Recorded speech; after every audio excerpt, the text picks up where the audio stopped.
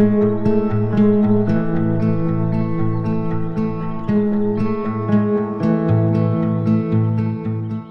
Dr. Diana Scipio, and I am so excited to tell you about the Education for Environment and Community graduate program here at Islandwood. Our program is an environmental learning center focused on informal learning through the lens of justice, equity, diversity, and inclusion, and that's the work that we do. Justice, equity, diversity, and inclusion to us means the opportunity to think about who you are as an educator, your intersectional identities, what you bring to your work. It also means an orientation to curriculum and pedagogy. It means that you are taking every opportunity to explore yourself as an educator, to think about your students through an asset-based lens, and to develop the kinds of teaching and learning experiences that would help students from all backgrounds connect to and understand more about themselves and the role that they can play in the natural world.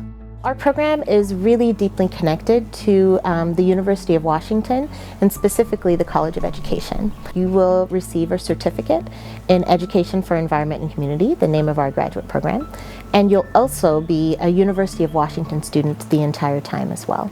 So people apply both to the University of Washington and to Islandwood. And once you're accepted to both programs, then you are a University of Washington student and an Islandwood student. One of the things that's important to know about our program is that we firmly believe in the praxis model. So this is practice plus theory. And that is embodied both in the coursework that you take while you're here at Islandwood, but also in the design of our 2-week program. During the EEC program, your teaching weeks will contain long days. Each week, you will be working with your students from the morning all the way through evening program. We believe that these are opportunities for learning in multiple different ways and for connecting with your students in lots of different ways. And our graduates leave our program with a deep understanding of how to build relationship, a deep understanding of how to modify curriculum to meet the needs of individual groups of students. And they also understand how to learn from their students in order to make those changes and modifications to their curriculum. These are essential skills that are really difficult for teachers to develop in more traditional teacher development programs. I have a question. Okay.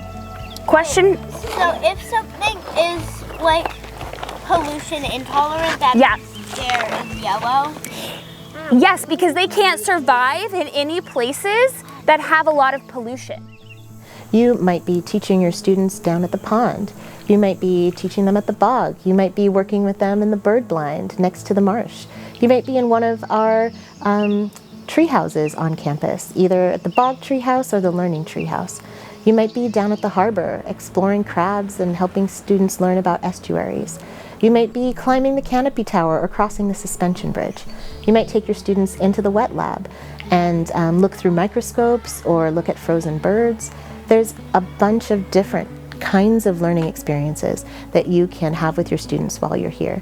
And as a teacher, that's a really rich learning environment to be able to move across all those different contexts and think about what teaching and learning looks like for your students in all of those different spaces as well. Grads take classes on Thursday afternoon and all day Friday. The courses start in the fall quarter and go through spring. The courses are really focused on helping grads develop a sense of place and also deepen their understandings of who they are as educators and what it means to be an educator in this place. One of the things that is really central and important to our graduate program and the practicum is the mentoring aspect of things here at Islandwood. Each graduate student is paired with a mentor that they work with through their entire program. This mentor is someone on our staff and faculty who has a really strong connection to teaching and learning of their own. They might be, like myself, an alum of the program as well as a faculty member. They might be staff on our school overnight program team, but they are definitely someone who has experiences both as an educator and also within the field of environmental education.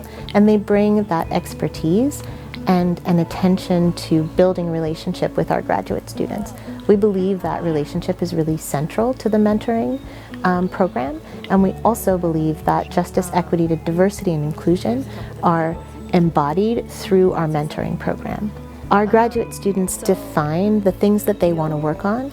They ask their mentor for advice. They ask their mentor to come and observe their teaching with openness and curiosity, but they also develop a through line of things that they want to work on or questions that they'd like to answer through that relationship and in conversation with their mentor. Learning about your teaching, reflecting on your teaching is a vulnerable practice.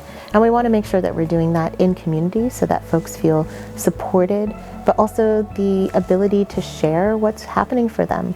What happened when you tried an activity that you'd been designing for weeks? Did it go well? If it did, hooray, we want to celebrate with you. If it didn't, we want to talk about it and understand what happened and why. Reflective practice is a major part of the work that we want to set you up to be able to do for the rest of your career as an educator. We think it's so important to understanding more about yourself as an educator and also being better prepared to learn from your students and to continue to learn from your teaching. Applied learning is our opportunity to do professional development. We call it applied learning because we want to make sure that after each session you walk away with a new skill, a new practice, or something that you can apply directly to your work in the field. We're going to think about why does ecological grief matter? What can we learn from historical and cultural collective grieving practices? How to respectfully engage with different cultures when we think about these very